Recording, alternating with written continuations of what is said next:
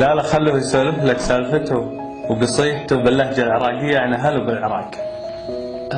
هذه مرة كنت مسير عند واحد من ربعنا، وجاء رجال ملقوف وجلس يميني أبد جنبي، فداروا الحديث عن العراق والعراقيين. قال العراقيين كذا وكذا واذهب وانا. قالوا كاد انه كلام مغثن. التفت عليه قلت له تعرف انا منه؟ قال انت عادل الشاهين. قلت له تدري اني عراقي؟ قال ايه. قالوا كاد على طول لما قال ايه انا عرفت انه متقصدا ضربته. عقبه تندمت اني صراحه اني ضربته، وكتبت عقبه هالقصيده. فاقول هلي بس بالصلاة لله يدنقون، ومثل طبع النخل واقف يموتون. هلي ناعور والناعور دوار كفاك شرورهم لمن يدورون. هلي مثل الرحى من تحشي الحلوق تعالوا ذوقهم لمن يطحنون. هلي صينية تقطر من الأخلاق إذا مر جارهم خاطر يغارون. هلي مثل التفق لو صار الازمات بخيت اللي شافهم مرة يزمطون. هل كحل المراجل وقت الأطياب ولكن أصبع بعين اللي يعيلون.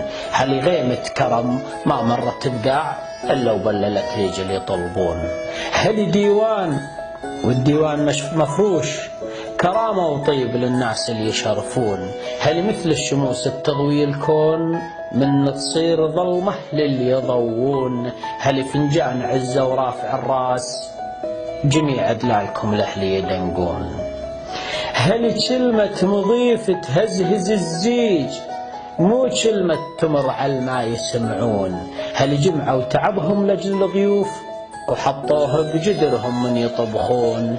هل معجان عف بساعة العوز قصوا من لحمهم لليجوعون. هل عكاز شايب ما مش عيال يتسند عليهم لليشمتون. صبر فلاح أهل بتالي القيض نثر كل منياته بدرب المزون. خلق صياد أهل بحسرة الماي ذب الشبكة بعناد اللي يصيدون.